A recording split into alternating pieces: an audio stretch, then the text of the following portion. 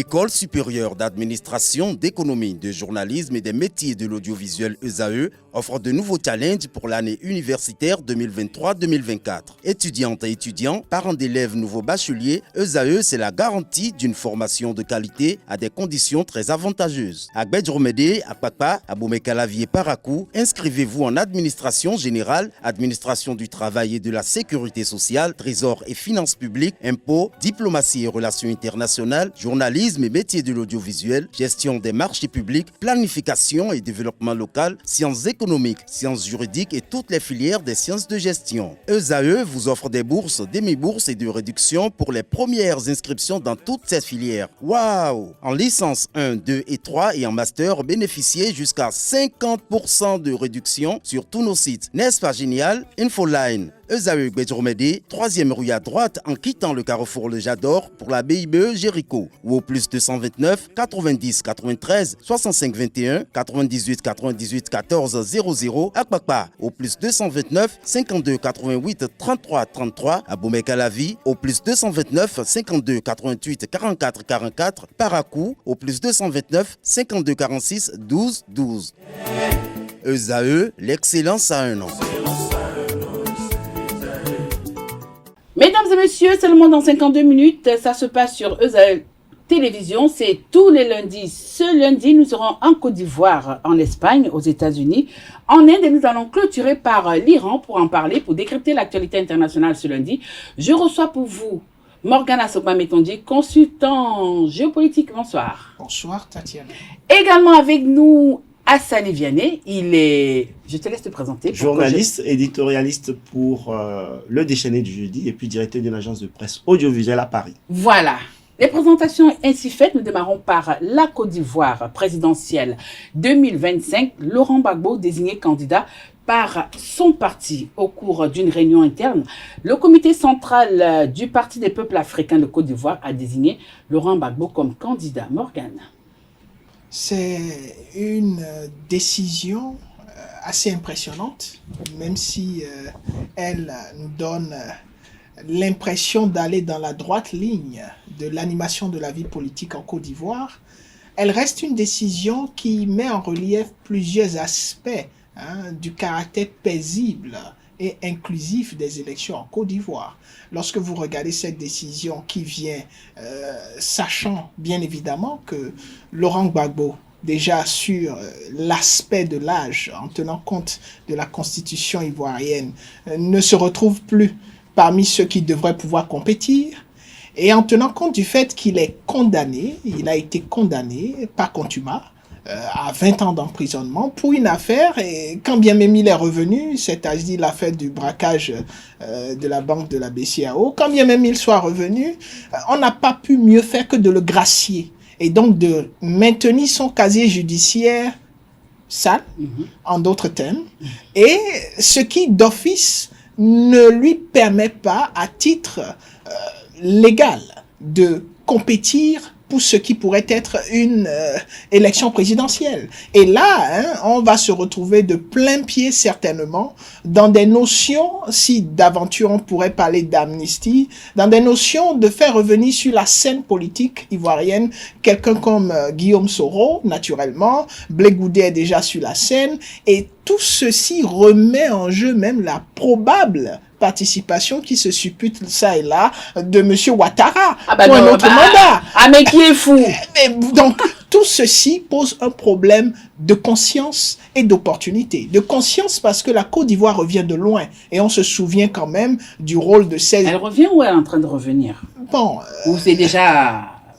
Quand vous regardez... En tant que consultant géopolitique, vous estimez que c'est bon, là. C'est bon sur le plan social. C'est bon sur le plan social. C'est bon sur le plan culturel. On a l'impression que les Ivoiriens ont décidé d'une certaine façon de tourner la page, surtout quand vous regardez la contribution de la dernière CAN, Coupe d'Afrique des Nations, l'ébullition qu'on a eue, tout ce qui va avec. On a l'impression, je ne dis pas que c'est une conviction ou c'est une certitude, mais on a l'impression que la Côte d'Ivoire a décidé de tourner la page. Voilà. Mais avec ce qui est en train de se préparer, ce qui se dessine, on a l'impression que les leaders qui restent, hein, à savoir vieux Ouattara loups, hein. et Gbagbo, ne sont pas forcément conscients de l'impact que pourrait avoir leur décision de rester dans la compétition ou de quitter la compétition. Alors, Vianney, de son côté, Laurent Gbagbo a déclaré « J'accepte être le candidat du parti à l'élection présidentielle de 2025 ». Alors, le deuxième volet de ma question, c'est de savoir qu'est-ce qui presse. Nous ne sommes qu'en début 2024. 2025, c'est encore long. Vous me direz qu'ailleurs, on prépare demain, dès aujourd'hui. Oui, bien sûr, pour une échéance de ce type, il y a un exercice d'anticipation. C'est une course de longue haleine, c'est une course de fond. Et c'est vrai qu'on dit que qui veut aller loin ménage sa monture, mais bien entendu, il faut pouvoir prendre des dispositions, il faut pouvoir s'annoncer. Et chaque camp, chaque personnalité, chaque stratégie définit son chronogramme, son timing en fonction d'un certain nombre d'éléments. Et je crois que si on pouvait considérer que cette perspective de la candidature de Laurent Gbagbo pouvait être une dynamique intéressante, on peut dire que le timing est intéressant. Mais néanmoins, et c'est dans ce sens que je veux rejoindre ce que disait tout à l'heure mon vis-à-vis, on peut se poser la question de savoir si vraiment cette candidature ou ce projet de candidature est opportun et si ce projet est opportun et pertinent.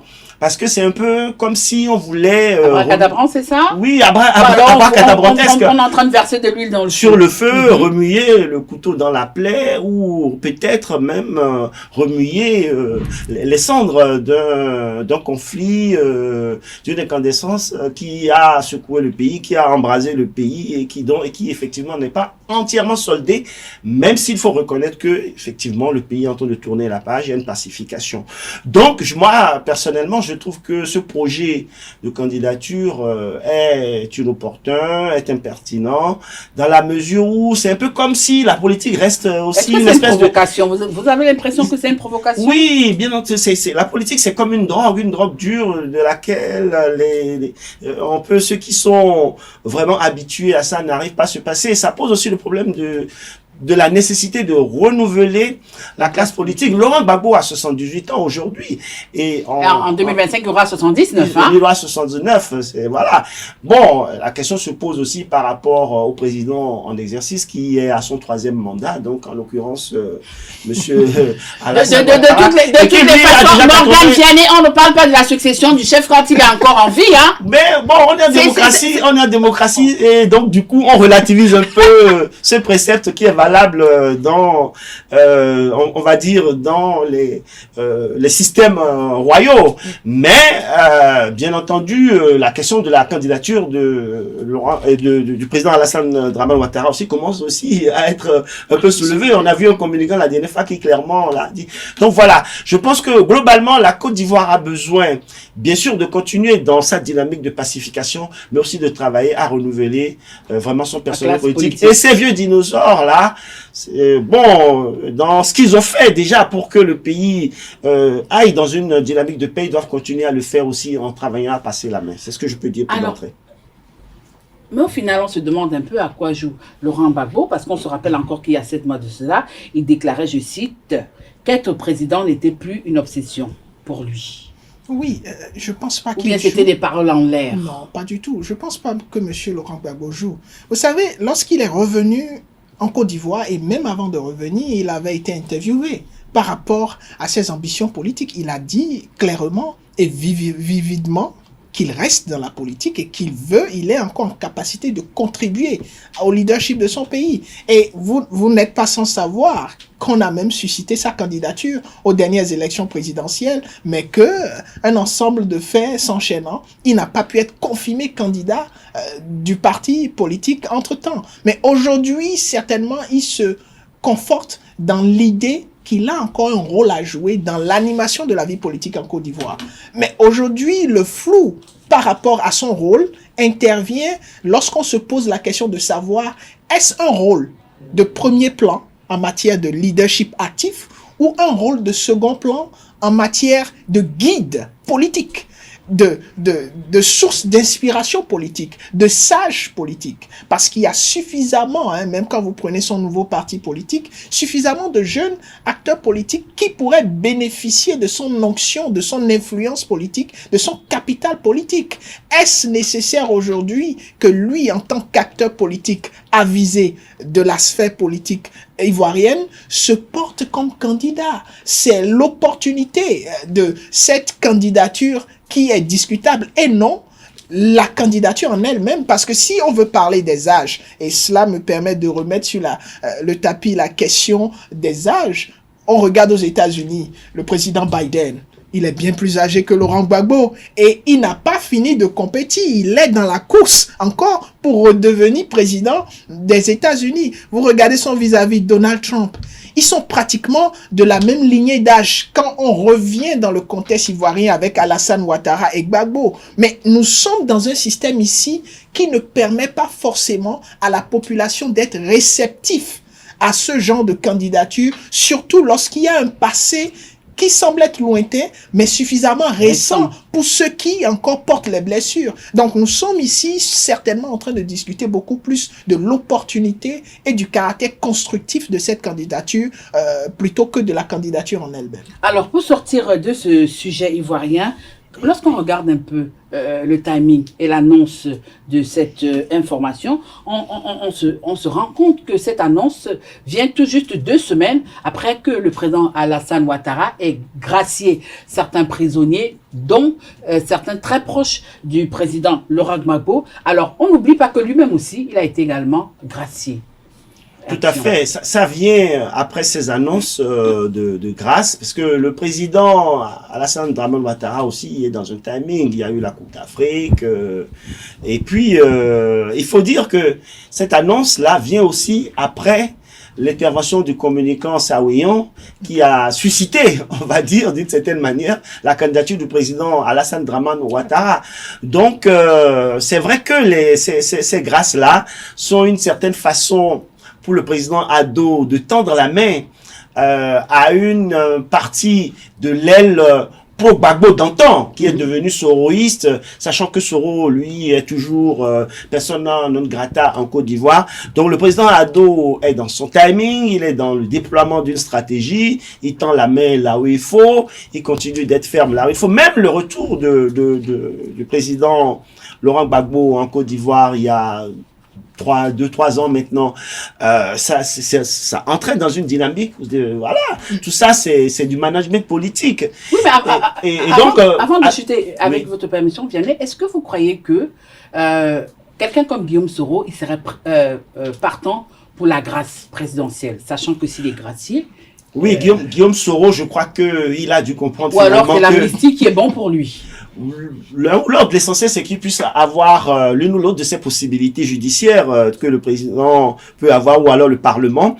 Mais je pense que lui, une chose est sûre, c'est qu'il a compris que sa stratégie n'a pas du tout été payante. Sa stratégie de se braquer, de jouer le dur à cuire face à Ado, je pense que elle n'est pas payante. D'autant plus que visiblement le président Ado s'est juré de ne pas faire de Guillaume Soro son successeur, ou un successeur possible, ou un futur président possible. Et généralement, lorsqu'un président en exercice dit ça, et que c'est un président qui a quand même de la poigne, de l'influence, et qui a maîtrisé la conduite des affaires de son pays, dans beaucoup de cas, ça se passe comme ça. Donc, Guillaume Soro, aujourd'hui, je pense qu'il est en train de comprendre que probablement, il faut qu'il fasse amende honorable et trouver des voies de réconciliation avec Ado pour pouvoir rentrer dans son pays paisiblement et se donner un avenir pour plus tard. Peut-être pas dans les échéances immédiates, mais préparer un avenir pour plus tard. Là, je n'attends pas aussi. Merci à vous pour l'intervention de ce sujet ivoirien. Nous nous rendons du côté de l'Espagne. La reconnaissance de l'État palestinien sera soumise au Parlement d'ici 2027. En déplacement à Bilbao,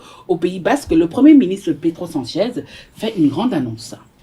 C'est une annonce qui entre de plein fouet dans la dynamique géopolitique qu'on connaît aujourd'hui, où il y a un ensemble de pays qui soutiennent naturellement suffisamment Israël en matière d'appui logistique, technique et même diplomatique pour ce qui est des différentes décisions qui pourraient amener Israël à revoir la façon dont elle traite tous ces citoyens civils qui se retrouvent à Gaza et qui sont naturellement des Arabes, pour ne pas dire des Palestiniens. Donc, cette dynamique fait que on a l'impression, lorsqu'on observe surtout le comportement des acteurs vis-à-vis de ce qu'on entend par droit de l'homme, droit humanitaire, on se rend compte qu'il y a une question de deux poids, deux mesures. Et cette question de deux poids, deux mesures s'est tellement mis en relief avec ce comportement de la communauté dite internationale à l'endroit du conflit entre Israël et le Hamas qui se déroule sur Gaza.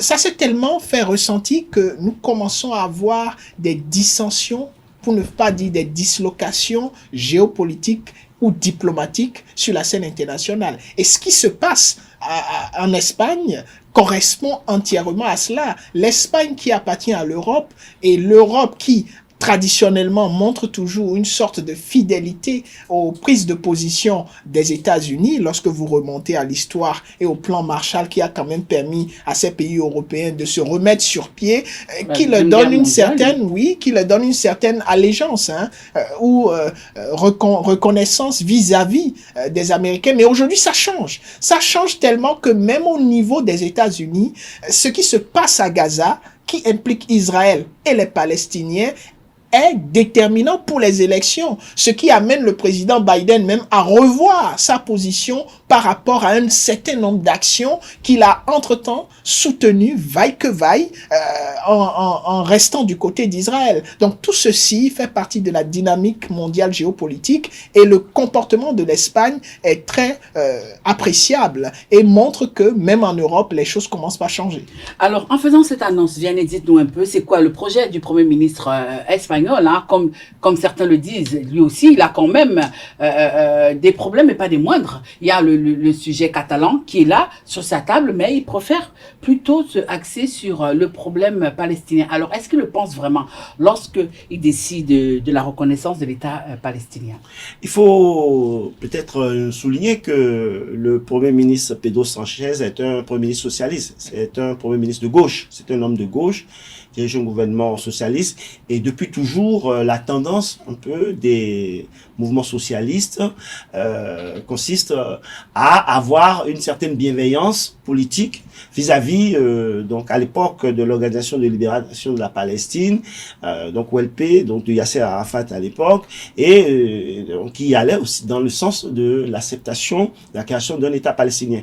Donc je crois que, au-delà de ce que mon vis-à-vis a dit, il faut aussi reconnaître que c'est une tendance un peu naturelle, donc des pouvoirs de gauche, même en Europe, d'avoir cette bienveillance politique-là vis-à-vis donc du mouvement palestinien.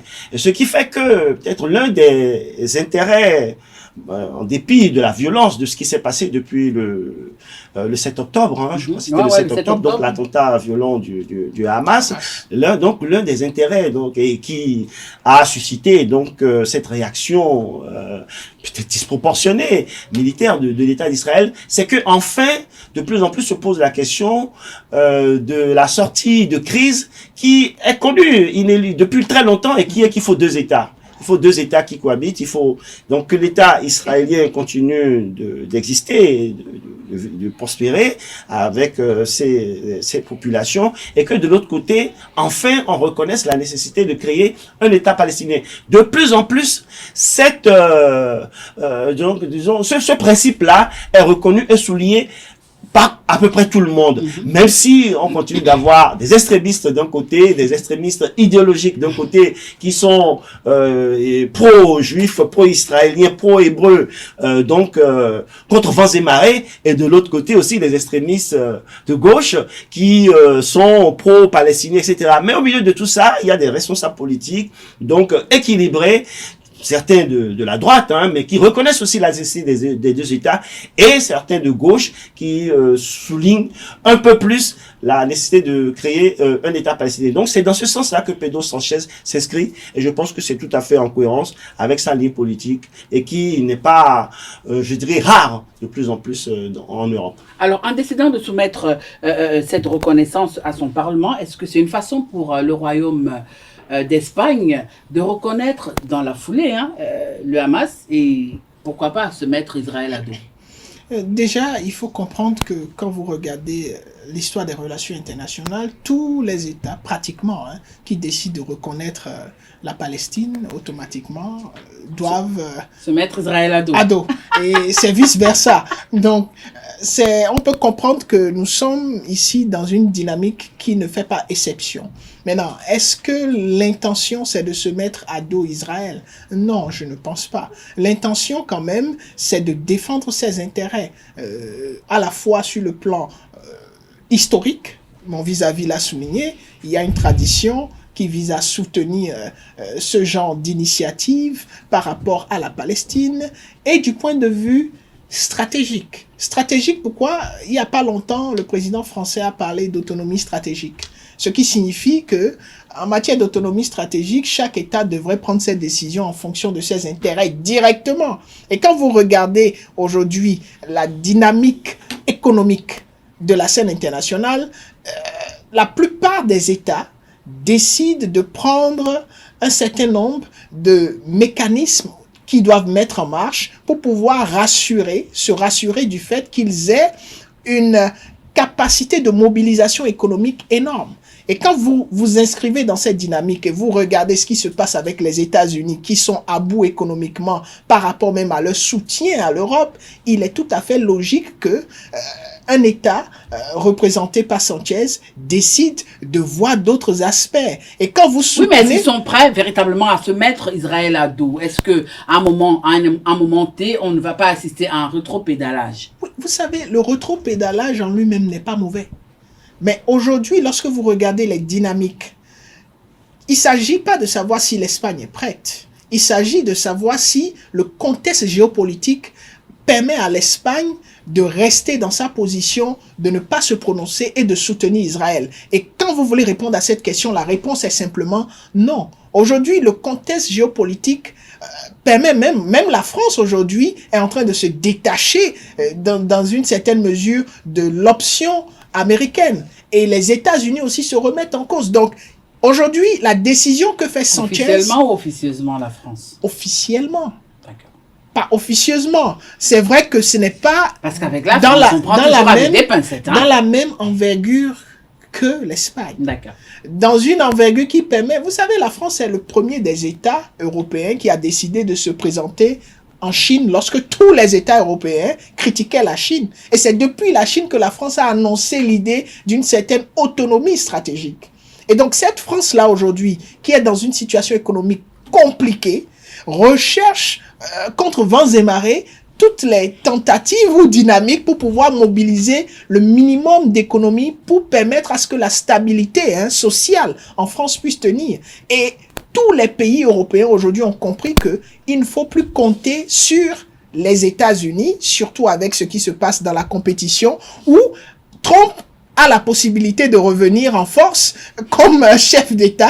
C'est une question, du moins, qui préoccupe tout le monde aujourd'hui. Ouais. Donc, dans cette dynamique, il faut comprendre que l'Espagne fait ce qu'il y a de mieux pour l'Espagne, ce qui est dans les intérêts de l'Espagne. Et tout possible rétropédalage ne serait pas mauvais en soi si il est établi que l'Espagne a intérêt à revenir sur sa décision, ce qui est fort impossible. Oui, je peux sortir rapidement. Oui, je ne pense pas que l'Espagne pourrait faire un rétro-pédalage sur cette question, parce qu'une chose est claire et patente désormais, c'est que la cause de la nécessité de créer un État palestinien a sérieusement avancé. Aujourd'hui, c'est presque inéluctable.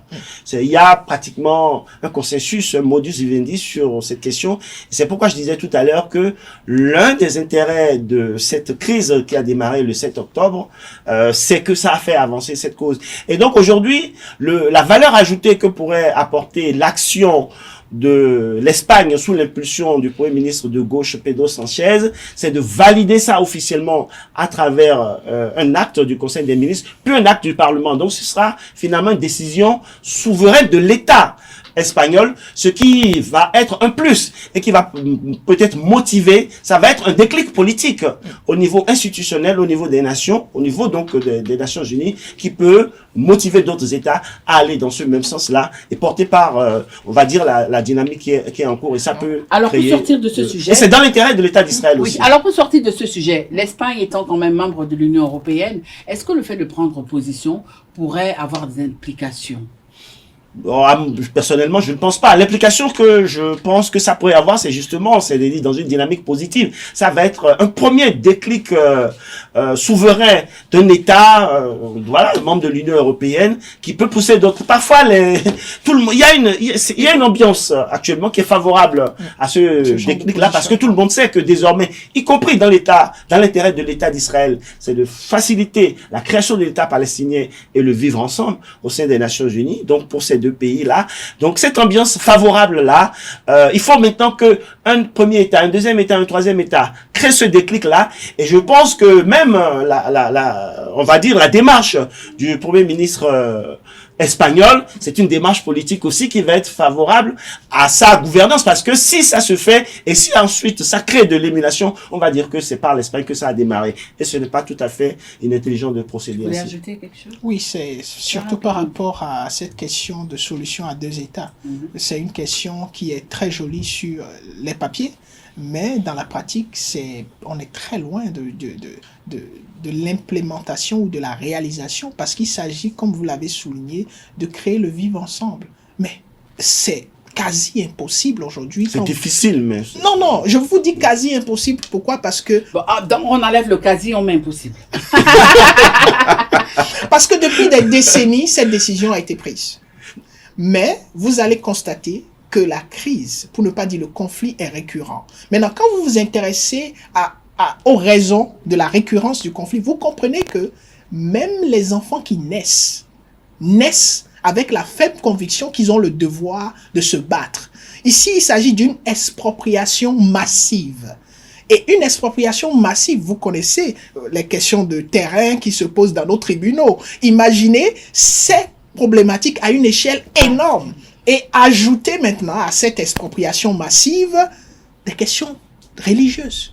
Et des intérêts politiques. Non, on va pas rester sur ce sujet. On sort de ce sujet. On va aux États-Unis, toujours dans le prolongement de ce sujet. Le président américain accentue la pression sur Israël concernant l'aide humanitaire à Gaza, l'acheminement de l'aide humanitaire à Gaza.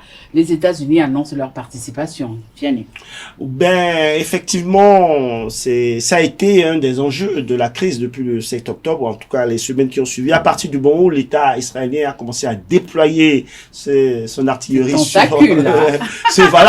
et son artillerie sur Gaza, et la nécessité de créer des couloirs humanitaires s'est posée, et donc il a fallu négocier. Israël a été un peu dur, mais à un moment donné, je pense que avec le tollé que cela a suscité au plan international, progressivement, des couloirs humanitaires ont été créés, et donc sachant que le premier soutien de l'État d'Israël dans cette question-là, c'est donc les États-Unis d'Amérique, une pression américaine pour ouvrir des couloirs, pour renforcer l'aide humanitaire, va avoir ses effets. Et c'est dans l'intérêt des États-Unis même, parce que on a toujours constaté une certaine rigidité des États-Unis sur cette problématique-là, et donc le fait de mettre maintenant l'accent sur cette nécessité de renforcer l'aide humanitaire, c'est une bonne chose pour les États-Unis. Et on est dans une démarche de campagne aussi, en ce moment. Joe Biden, on parlait des âges tout à l'heure. Bon, ça c'était, on pourra faire une émission spécialement sur ça. Mais j'en profite pour dire que les États-Unis sont un pays vraiment spécial, parce que c'est le pays qui à la fois connu des présidents de 40 ans, 42 ans. Les États-Unis c'est spécial, mais quand ça vient dans le contexte africain, ça devient compliqué. Quand c'est pas bien, c'est compliqué. Ah non, je pas entendu ça. Mais c'est-à-dire que l'Amérique, c'est le pays qui à la fois a connu, quoi. Voilà, des chefs d'État, 42 ans, 44 ans, donc Bill Clinton, et noir, Barack Obama, mais qui en même temps capable, Kennedy, exactement, mais qui en même temps capable d'élire un président pratiquement d'extrême droite. C'est toujours des présidents démocrates. Donc, voilà, ça c'est vrai, parce que là-bas, ce sont les institutions qui sont fortes. Voilà, donc ça c'était une parenthèse. Et pour revenir donc à la question des couloirs humanitaires, Joe Biden est en campagne, donc le fait d'ouvrir un peu, donc sa bienveillance sur ce côté-là, c'est certainement un plus. Alors, s'adressant à Benjamin Netanyahu, le président américain a déclaré: l'aide humanitaire ne peut être une considération secondaire ni une monnaie d'échange. Oui. Une déclaration, c'est bien que vous l'avez précisé. Bah oui. Et cette déclaration restera beaucoup à l'envers. elle s'adressait à Benjamin Oui, Netanyahou, à Benji.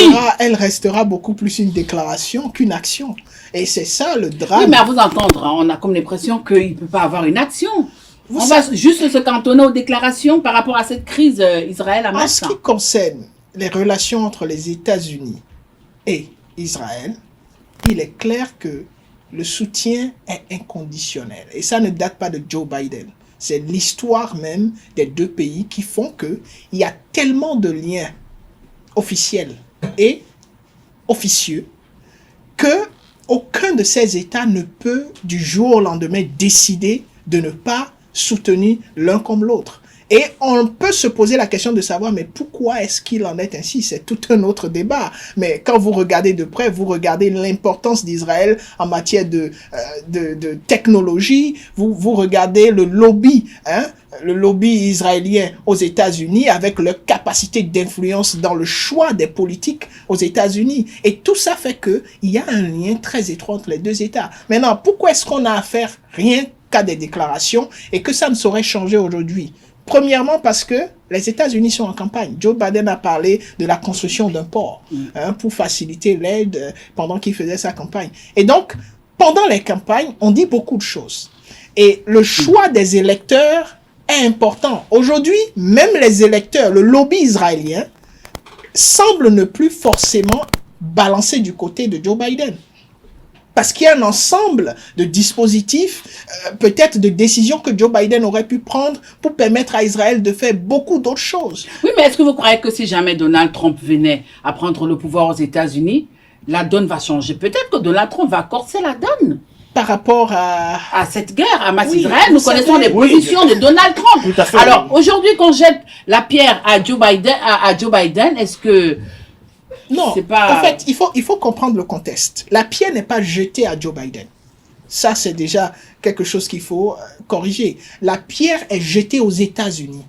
Pourquoi? Parce qu'on a constaté que les États-Unis sont les avant-gardistes avec l'Europe, de ce qu'on appelle le Royaume-Uni, le respect des droits humains, le respect des droits de l'homme. Et on a vu les États-Unis, avec les pays européens, critiquer énormément ce qui se passait en Ukraine, parler du comportement de la Russie. Et alors, on change de contexte, on voit Israël pratiquement dans une posture beaucoup plus agressive, entre griffes, que la Russie en Ukraine. Les États-Unis ne disent pas la même chose. Et c'est ce qui fait qu'aujourd'hui... mais le silence aussi de la Russie, de toute la communauté internationale, parce qu'il ne faudrait pas que quand on parle de la communauté internationale, que nous voyons seulement les États-Unis. Je crois que tous ceux qui sont membres du Conseil de sécurité des Nations Unies font partie de la communauté internationale. Alors, la Russie qui ne dit pratiquement pas grand-chose. La Chine, on a juste entendu la Chine quand ses bateaux ont été attaqués en mer, dans le golfe d'Aden. Alors, on se pose la question. C'est un sujet qui concerne tout le monde, mais c'est toujours... Mais il faut dire que la Russie a beaucoup d'autres préoccupations en ce moment, au-delà même... Comme nous tous d'ailleurs. De l'élection qui se déroule, oui. Bon, de l'élection gagnée à l'avance, mais qui se déroule là-bas, mais aussi surtout l'Ukraine depuis plus de 2 ans maintenant. Et il y a aussi une donnée factuelle qui justifie le fait que les États-Unis négocient davantage une meilleure gestion de l'aide humanitaire, c'est que pour le moment, c'est plus l'État d'Israël a accepté des largages par avion, donc on lâche donc les aides humanitaires, des gros colis, et on largue de l'aide humanitaire, voilà. Des gros colis, on largue aussi des bombes.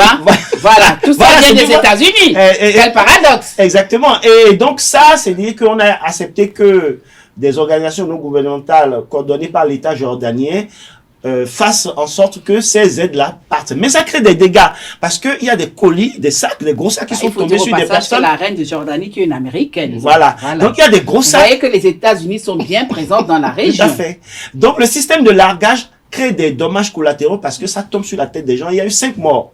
Il y a eu 5 morts à cause des largages de l'aide humanitaire. Donc, c'est pour ça que, factuellement, c'est mieux que on dépose voilà. Et alors, à Gaza, exactement, créer des couloirs pour que l'aide soit apportée de façon directe plutôt que par largage. D'ailleurs, on peut confondre, des fois avec des bombes, comme je vois un peu votre humour un peu malicieux, je le dis à votre place. Donc, voilà, c'est tous ces éléments factuels-là qui font que c'est important qu'on puisse aller vers une meilleure organisation, je dirais plus humaine de l'aide humanitaire, si je peux me permettre ce pléonasme-là. Alors, Aujourd'hui, lorsqu'on voit un peu tout ce qui se passe du côté de Gaza, est-ce qu'aujourd'hui, la communauté internationale ne regrette pas un peu le soutien apporté à Israël au début de cette campagne? Parce qu'on a comme l'impression que c'est à Gaza que cette guerre va se gagner. Bon, l'issue de la guerre est déjà décidée depuis très longtemps, vous savez. Et le comportement d'Israël est un comportement extra. On se pose la question, la guerre c'est contre qui? Hamas. Israël dit Hamas. Les États-Unis disent Hamas. Mais qui sont ceux qui souffrent? La France dit quoi? Il faudra qu'on demande à Macron. Sachant que Hamas Macron aussi était une création de... Il y a beaucoup de signes. Oui, c'est une création de l'État d'Israël. Voilà. De l'État d'Israël. Pour remplacer l'eau. Voilà, c'est ça. Donc, il y a beaucoup de cynisme aussi. Et donc, aujourd'hui, on voit une guerre contre le Hamas, mais qui fait beaucoup de morts palestiniens et arabes. Donc, c'est pas une guerre de façon pratique qui peut se gagner. On ne peut pas gagner la guerre contre le Hamas. Et Israël le sait. Les États-Unis le savent. La communauté internationale sait qu'on ne combat pas une idée. Les États-Unis ont eu l'expérience en Afghanistan, à moins que je ne me trompe, avec les talibans. 20 ans de combat, 20 ans de détermination, ils sont repartis. Et donc, normalement, ils ont tiré des leçons. Mais aujourd'hui, on laisse Israël faire pareil. Donc, la guerre, techniquement, n'est pas gagnée, mais l'avantage que recherche Israël l'a déjà eu depuis très longtemps. Ce qui, aujourd'hui, soulève l'indignation de la communauté internationale en griffe, parce que cette notion de communauté internationale est apolémique. Et il est très important ici de clarifier que les acteurs de la communauté internationale, ils sont pour leurs intérêts. Vous avez fait cas de la Russie. La Russie n'a aucun intérêt à parler de ce qui se passe avec Israël et les Palestiniens, si ce n'est que pour montrer à quel point ce qu'elle disait sur les États-Unis et sur les autres était vrai. Parce que la Russie a toujours chanté que les États-Unis et les pays de l'Europe font 2 poids 2 mesures. Mais aujourd'hui, avec ce qui se passe à Gaza, on a la confirmation de cela. La Chine est là dans une perspective de pouvoir supplanter à la fois économiquement et si possible politiquement tous les États du monde, à savoir les États-Unis. Politiquement. Et politiquement, aujourd'hui, c'est ce qui reste à faire parce que économiquement, la plupart des chercheurs et des économistes s'entendent pour dire que la Chine fait un travail remarquable et serait peut-être en train de dépasser les États-Unis. Donc, tous ces paramètres font qu'aujourd'hui, la guerre, techniquement, n'a plus de raison d'être. En d'autres termes, la dynamique ou la ferveur qu'Israël met dans l'idée de pouvoir détruire Hamas, puisqu'ils le disent, ils vont réduire le Hamas à leur capacité la plus minime de nuisance. Oh, c'est un hydre qui est au Liban. Il faudra donc attaquer le Liban et chercher tous ceux qui font partie du Hamas. Oui, mais c'est bizarre. Depuis, on n'entend plus parler du Hezbollah. On se demande bien où est-ce qu'ils sont passés. Ils ont eu quelques canons de la part d'Israël. Ils se sont calmés, on dirait. Oui. En tout cas, ces organisations-là ont plusieurs tentacules. Et comme il l'a si bien dit, effectivement, c'est difficile de complètement les anéantir. Cette crise-là est là depuis plusieurs décennies. Il y a eu plusieurs guerres. La guerre de 7 jours, la guerre de ci, la guerre de ça. Et comme il a dit aussi, c'est que les solutions sont connues. Mais je pense qu'enfin, bien que l'État d'Israël, avec le Premier ministre, donc Benjamin Netanyahou, voilà, Benji, il est aussi dans une stratégie politique. Hein. Ah oui. Il est dans une stratégie, lui, parce que on alliance avec les ultras. Exactement, parce que il avait des affaires, il avait des casseroles qui auraient pu entraîner son éjection. Oui, mais on a vu le week-end écoulé, il y a eu une manifestation du côté de Tel Aviv où les Israéliens sont descendus dans les rues pour dire qu'il faut libérer les otages et il faut mettre voilà, à la guerre. Il y a d'ailleurs aussi cette question-là qui est toujours là. Et Benji, lui, il joue ses intérêts. Il a profité de cette crise pour régler des comptes. Pour assurer sa survie politique à la tête donc du gouvernement israélien. Et donc, plus il en fait, plus ça lui permet de gagner du temps. Mais sinon, on sait désormais que effectivement, il faut sortir de cette crise. Il faut libérer les otages, même si effectivement la construction du vivre ensemble sera difficile, quasi impossible, voire impossible comme il l'a dit, mais à l'impossible, c'est vrai, on est tenu, mais l'impossible peut avoir aussi des données, donc le devoir d'espérance.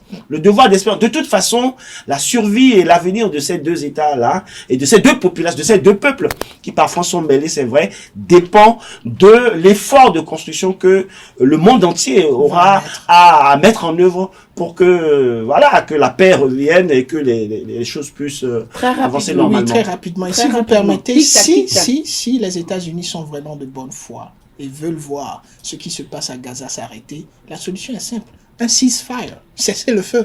Un cessez-le-feu oblige Israël à arrêter de continuer son offensive, permet à ce que l'aide soit acheminée en sécurité, et on va penser maintenant à comment faire en sorte qu'une solution à deux États soit réaliste. Alors, on quitte le continent américain pour nous rendre en Asie-Pacifique. En Inde, l'abolition du système de financement anonyme des partis politiques, une bataille judiciaire en vue. Les donateurs des partis politiques seront-ils mis à nu après la décision de la Cour suprême il y a quelques semaines? Ben, je pense que c'est une démarche qui est le reflet d'une démocratie vivante et vivifiante dans ce pays, donc l'un des plus peuplés du monde, l'Inde. Donc, il y a une démocratie dynamique depuis très longtemps, avec des premiers ministres de renom, Indira Gandhi, petite fille de Mahatma Gandhi, je pense bien.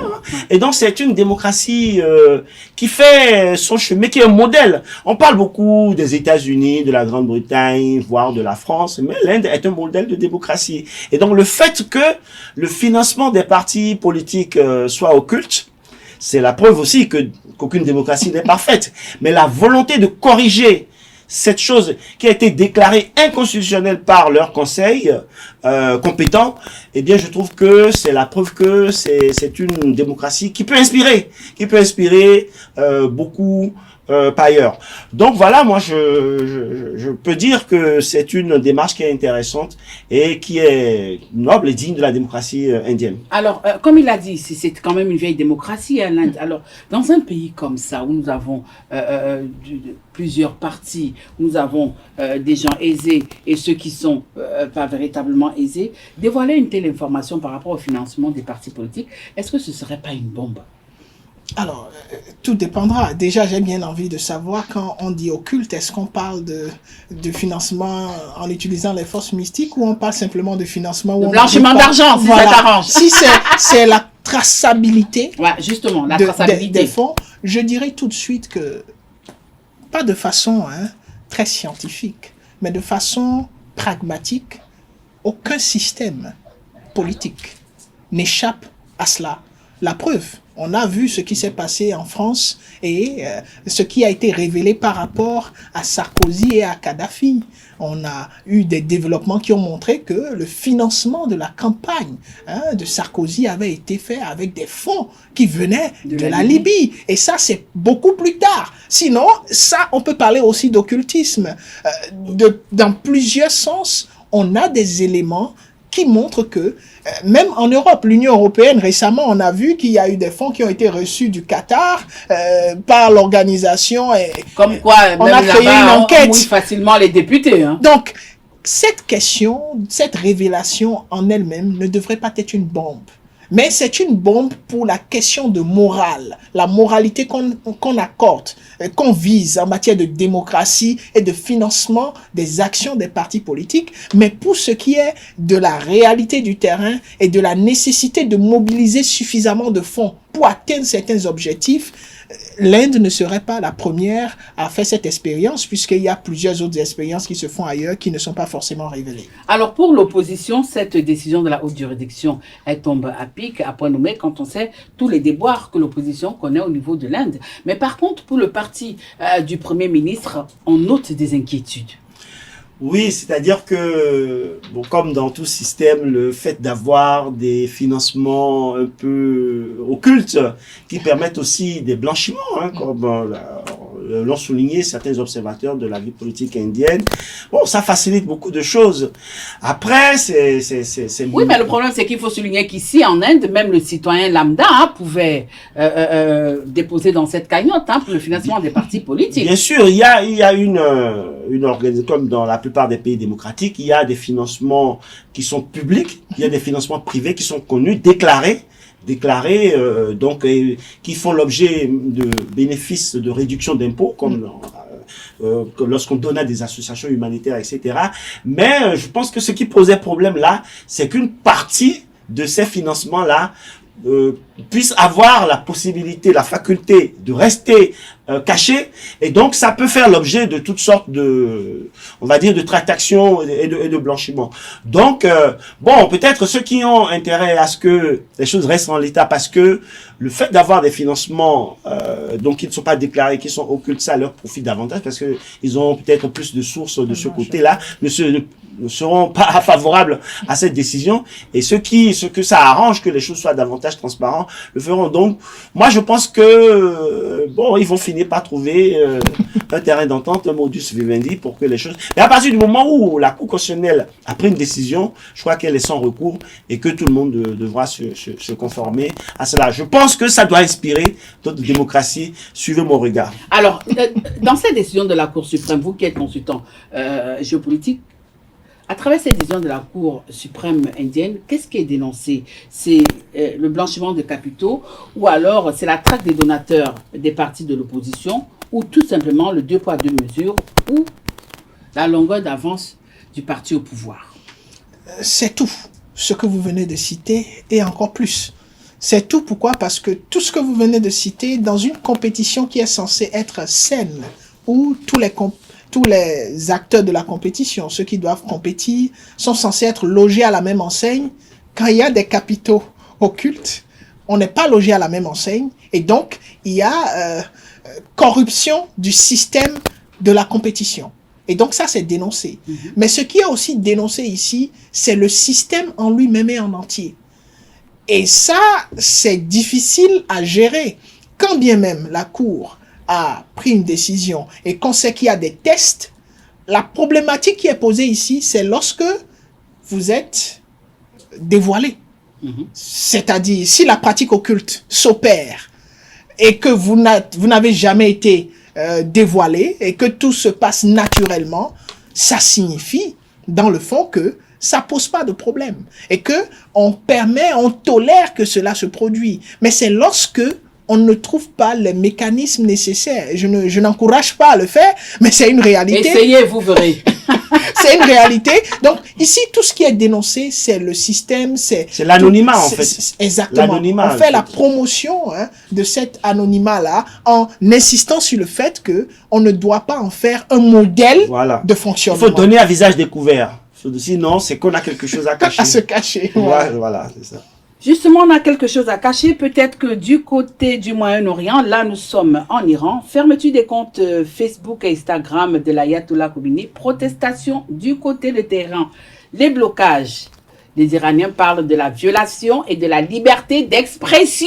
On parle de l'Iran, on nous parle de la liberté d'expression. Alors là. Là, ça, c'est vraiment pour l'hôpital qui se moque de la charité. Je ne sais pas si l'expression correspond exactement, mais en tout cas, oui, c'est curieux. C'est encore une fois la preuve que ces personnages-là, qui sont vraiment des personnages fantasmagoriques, extrémistes sur la gestion des relations humaines, sur la gestion du pouvoir, la domination, les rapports aux femmes, etc. Bon, dans leur vie privée, dans leur vie personnelle, restent des humains simples qui ont les mêmes besoins que nous. Bon, on a souvent entendu parler de ces chefs extrémistes là qui regardent des films, les films de Dorcel et tout ça, lorsqu'ils sont bon. Voilà, donc le fait de les priver d'Instagram, de Facebook et tout ça, ça les pique.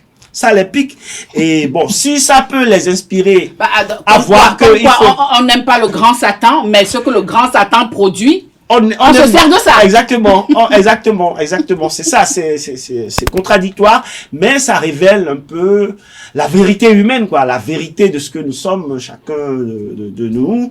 Voilà, en restant un petit peu dans des normes acceptables, parce que ça reste quand même décent de pouvoir naviguer sur Facebook, etc. Donc, ce sont des êtres humains comme nous.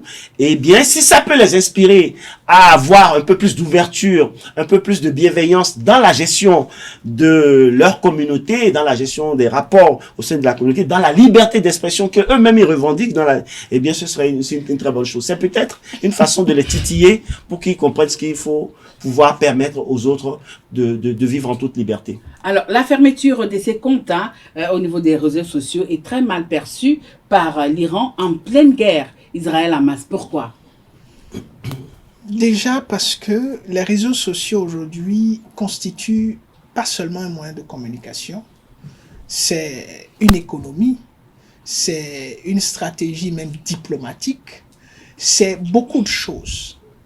Et quand vous parlez d'Instagram, de Facebook, ce n'est pas que les images. Il faut voir tout le dispositif économique et de stratégie qui est derrière. Donc, en pleine guerre avec le Hamas, vous savez qu'aujourd'hui, les gens continuent de suivre les médias comme les médias classiques, mais c'est d'abord l'information en général. Vous apprenez une information d'abord par les réseaux sociaux, avant que peut-être la télévision ou la radio n'en parle.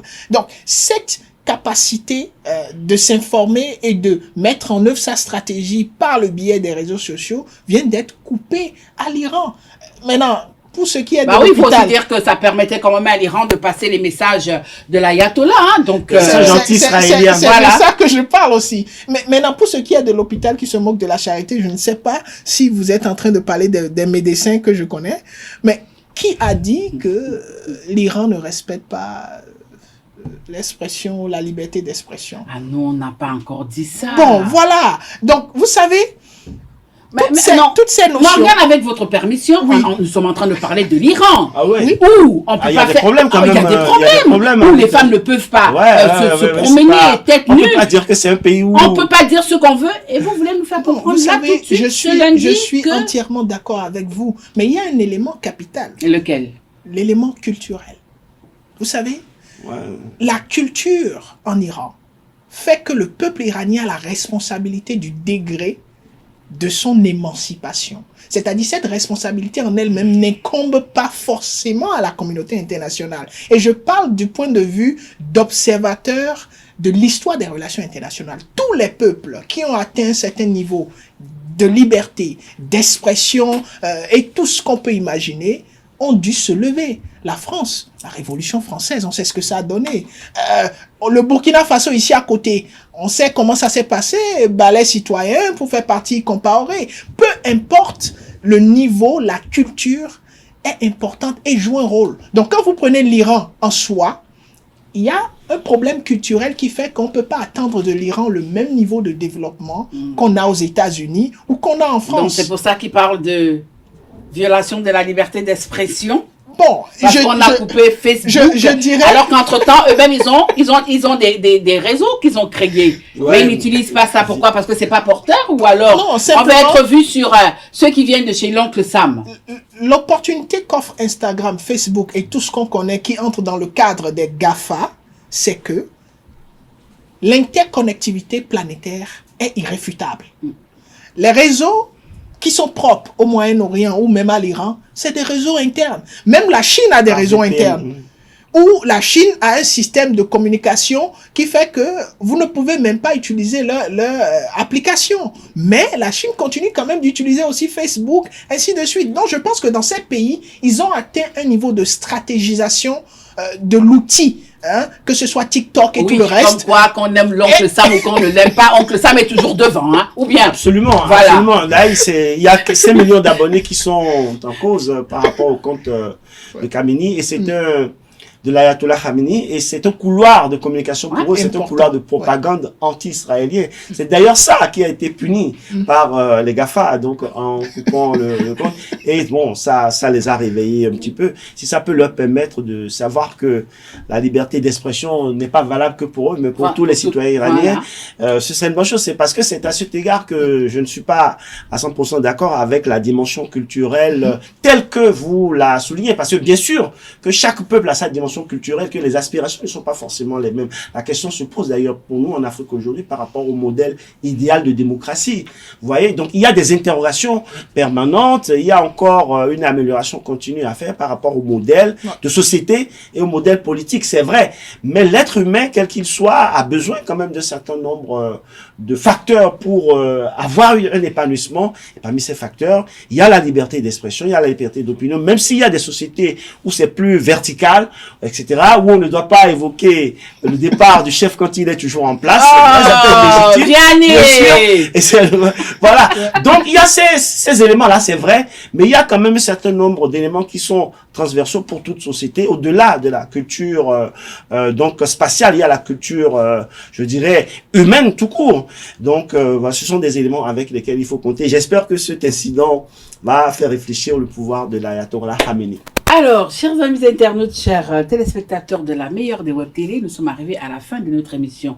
Le décryptage de l'actualité internationale, ce lundi, nous sommes allés en Côte d'Ivoire, en Espagne, aux États-Unis, en Inde, et nous avons clôturé par le Moyen-Orient, où la fermeture des comptes Facebook et Instagram de l'ayatollah. On a observé une protestation du côté des terrains qui parle de la violation de la liberté d'expression. J'ai reçu pour vous Vianney Hassani, merci. Merci beaucoup, Tatiana. Morgana Sokwa-Metondi, merci. C'est un plaisir. On se retrouve le lundi prochain pour décrypter d'autres actualités. Restez toujours câblés ESAE Télévision, la télévision de l'excellence.